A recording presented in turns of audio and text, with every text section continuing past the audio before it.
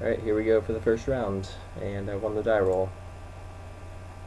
This hand's pretty awful, so we're gonna mull. This is much more acceptable. We get to go Tide Drinker into hopefully Knight, and my opponent also mulliganed. So I ended up making one change to the deck before I submitted, right after I ended the video. I took out the Street Sweeper, which was our 16th creature, and added in a Lie of Decree. Ooh, Deathrite Shaman. Interesting. And there's that Lie of Decree I mentioned before. An aggressive deck like ours generally wants to find some way to punch through our damage, so yeah, that's why I included the Decree. Alright, well I would like a red mana so I could cast that guy, but unfortunately we're just going to have to sit back for a turn.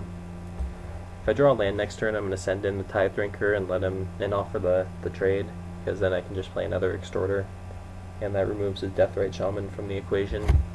So if the game goes long, that Shaman could actually legitimately affect the board, by either gaining him some life or just chipping away at me every turn if I like burn through some Lie of Decrees and whatnot. Even though generally in limited you're not playing a ton of instants and sorceries. See if he drops like a Windrake here or something. Yep. And I'm good at this thing.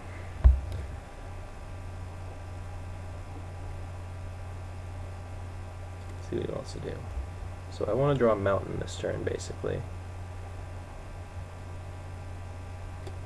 I mean, I could also like consider Lie of Decreeing his two guys and getting in, but I do want to kind of amass a board state before I consider that, because it's only a 3-point life swing. Well, I guess a 6, because I'm also getting the lifelink off of Extort and the Tithe Drinker, but it still doesn't seem ideal. We didn't get a land, so I think I'm just going to play that and then sit back for a turn. I mean, I guess he would trade here, and then it'd be Hired Torturer versus his Windrake, and then eventually I'd drop this guy. No, I think it's worth it to keep the Tithe Drink around for at least one more turn. Don't get to extort this thing, unfortunately. You still need to draw land for this to be a good hand. And we need to draw a red source at some point for the Helix. Alright. So he is the black, blue, something Flyers deck. Alright, so that's a problem. Another uncastable card. So everything in our hand is uncastable except the Decree, which I might just cast this turn actually. Like it's the same situation as before since I can't attack with this guy. But otherwise I'm doing absolutely nothing to affect the board. So I'm just going to do this. It ties up his turn as well. It's just like a way for us to hedge against us missing our land drops. Otherwise we're going to fall behind rather quickly, and we're not going to have another opportunity to cast this thing, I don't think. Since the board state we're looking to build towards isn't going to be aggressive enough to take advantage of it. So all he can really do is cast something and attack, and then we're more or less still... Okay, well he killed that, but that's fine because I was planning on getting rid of it soon anyway. So now the plan is rip a land like a boss and then play our Knight and crawl back into this one. Alright, well that is not what I wanted whatsoever. It would have been nice last turn, or rather, it would have been nice if my guy survived, but we're really starting to fall behind here. We can't even activate this thing yet, like we're just really stuck here.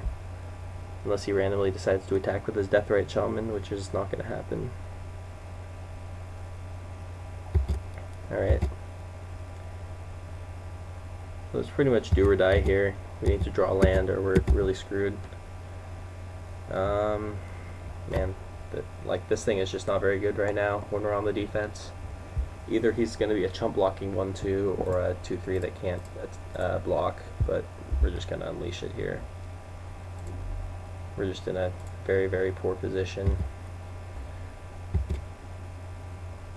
I guess there was some consideration to leaving it leashed and then swift justicing, but then I can just do that on the offensive anyway if I don't draw land, to gain the same amount of life, even though we don't take out his flyer. Pilfered plans. Alright. Yeah, so now we're super far behind. He's going to hit his land drops, we're going to miss ours.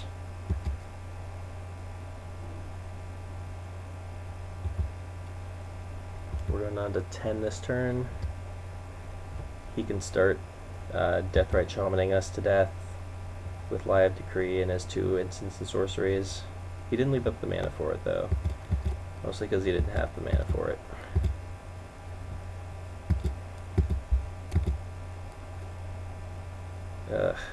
Yeah. So what do we need here? We need to Tithe Drinker, and then we can attack with Swift Justice to put us back into the game, I guess.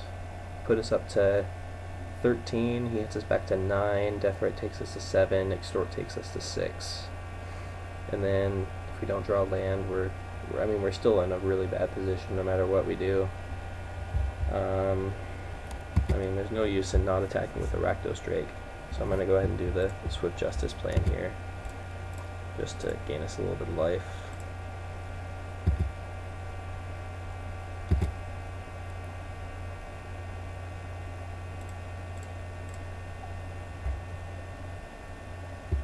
Pretty frustrating that our hand was actually very good, but we didn't draw a single land in, let's see, we had 34, so 9 draw steps. No, that doesn't sound right. Maybe it was, I don't know. But yeah, just a ridiculous number of draws without land. Actually 9, actually I think that is correct. Yeah, we've seen 15 of our 40 cards and 3 of our 17 lands, so this is definitely just, we can chalk this one up to variance. But that's alright, we can still try to fight our way into this. I won't give up on you guys. I know you believe in me, right? Guys, right? Plus, if we draw a mountain, we can War Leader's Helix something to even the board state and get us backed up to a reasonable life total. And then I think we might have a shot. But this, of course, assumes that he doesn't have a play, and he just used his elf for mana, so I think he's going to play something big that we can't deal with. Hopefully it's like Asperia or something, so we can do a Blood Scrivener with Extort. Alright. So does he have another thing to extort here, or did he? Okay, yeah, he does. Frontline Medic. So that's the one we have to kill now, huh? So my only out here is really Mountain, huh? Going to 8.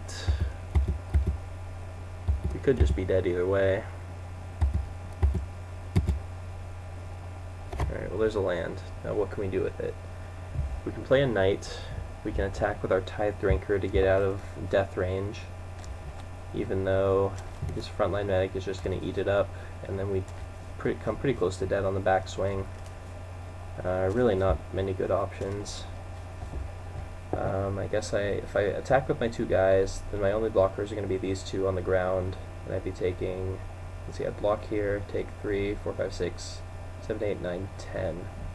So I'm dead. Yeah, I'm just not going to show him the card. We've fallen too far behind. He still has 3 cards in hand. Oh, there's our lands. Oh well. No use complaining about it. What happens, happens.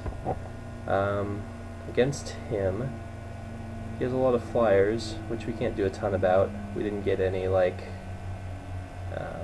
whatever the thing is that lets creatures fly for a turn, and then, oh, aerial maneuver. Yeah, we didn't see any of those. We saw Fatal Fumes, which we can't do anything about. Yeah, we don't really have any good sideboard options. I think we just have to hope to actually draw lands this time. We'll go first again. And this hand has lands, and we can cast Boros Reckoner. So, we'll not mulligan.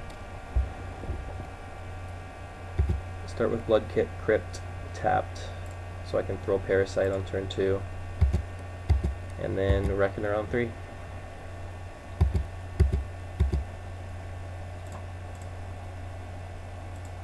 This guy, play land. Fortunate that we ended up with this thing, so we can actually make that play now. Yeah, we'll just get in for 1. cast this for, whoops, white, white, red. Don't get to extort, but I don't think that really matters when we have a Reckoner in play. Now we just need to draw some plays, because we have everything else we need.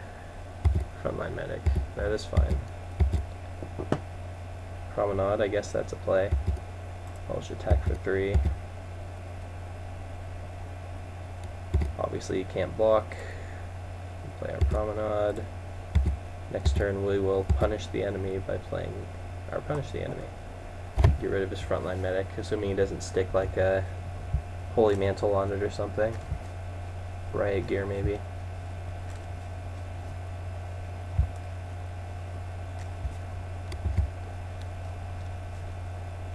Getting in as expected. See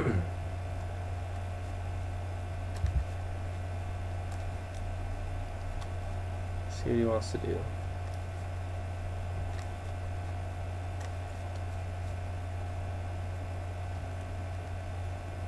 Syndicate Enforcer, okay. Alright, being Allied Blackguard, I might want to just play that this turn, because I want to be able to extort as much as possible, and I might want to give this guy first strike at some point. No need to stop attacking, we're in a good offensive position here. I'll go ahead and drop our Blackguard and extort. Next turn I'll punish the enemy with extort. And I assume he's not going to be able to play a haste creature this turn to take advantage of the Frontline Medic. And I also assume he doesn't have counter magic.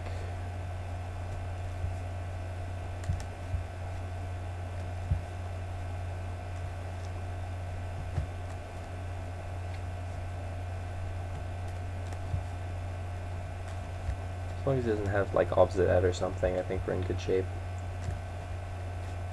Okay, he evicted that guy. It's a little annoying. That's okay, I think we're still ahead here. Can't kill that. Alright, so I guess I could play a Night Watch here. It's probably the better option, so I can get a board state going, so I can actually capitalize on the tempo swing when I punish the enemy. Can't really attack, so we'll just sit back again. And now we can't really afford to attack with his medic, or if he does, we'll know he has a trick up his sleeve that we can play around. It's also very relevant that these knights have vigilance, so that we can play both offense and defense with them, assuming he doesn't play anything else with toughness higher than 2. Deathrite Shaman again, not actually that relevant this game, unless he has something to really blow us out, but I think we have the upper hand still, very much so. Guild Mage, okay. That thing is a little annoying. Hopefully we can draw removal for that as well.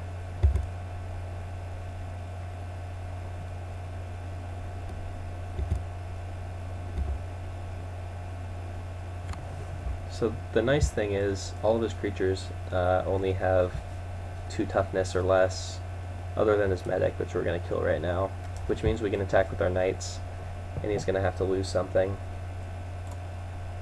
So we'll kill this guy. Whoops. Player first, and then him.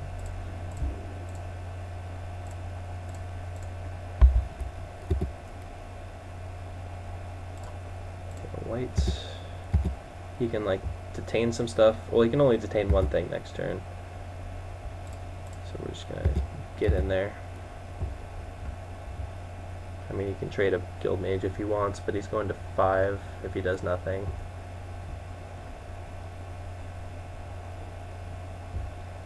Yep, he's just taking it as expected. So now hopefully we draw Toil and Trouble to finish him off.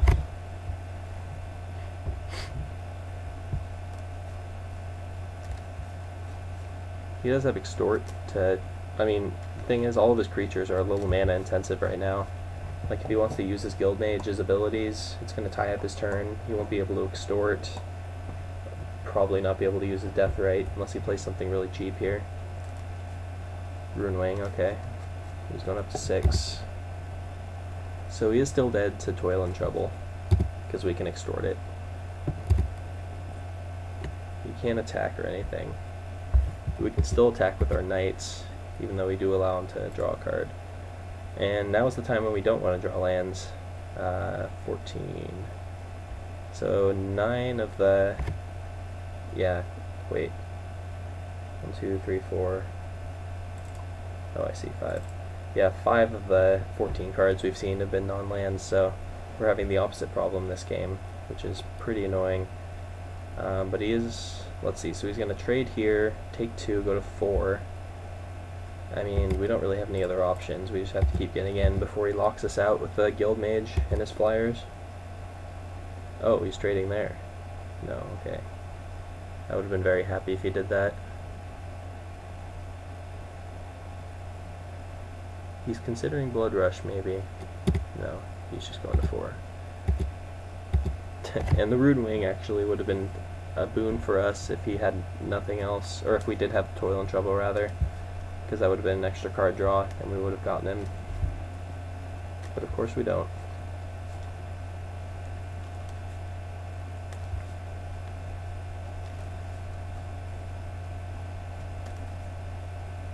Oof, that's actually a beating.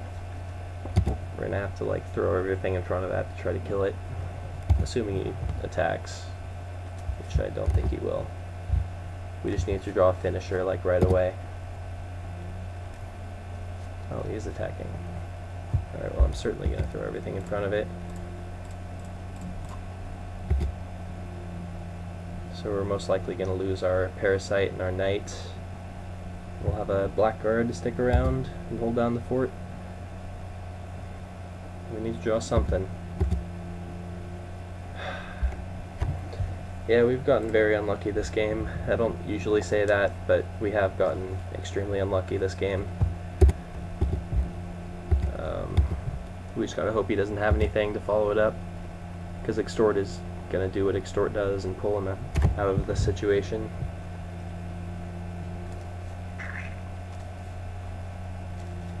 Okay.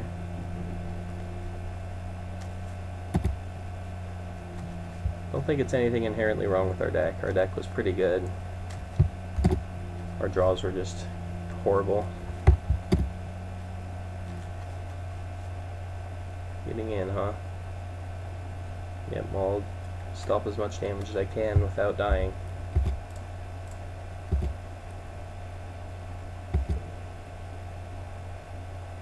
Holy Mantle wouldn't be the worst.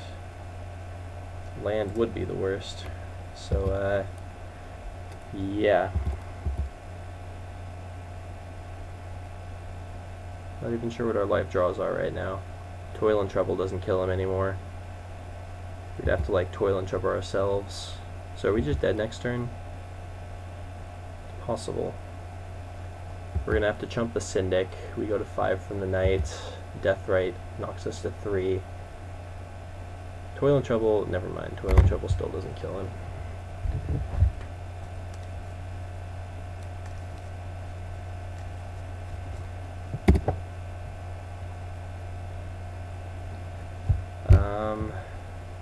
So if we block the Knight, we go to 2. Or I mean, we go to 4 and then 2 from the Deathrite. If he has 2 spells to play, we're dead. I think I need to keep my Blackguard around though. Like, there's just really no good options no matter what we do here. He just passes, which does not bode well. Well, that thing would have been nice about 20,000 turns ago. Guess I'll cast it here, because why not? You could just counter it and then we're dead.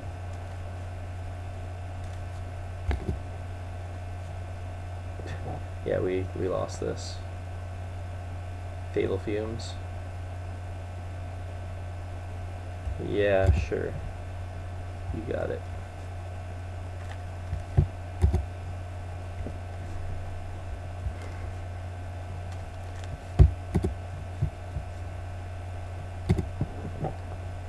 Alright, so yeah. Not much more to say about that. I'm trying to keep a positive attitude even though that was a pretty frustrating game of Magic. I hope you guys enjoyed the drafting portion at least, because that part was fun. and at least I ended up with a Reckoner and a Blood Crit for my trouble. So thanks for watching. I'll do another one shortly because I left a pretty bad taste in my mouth, but hope you enjoyed.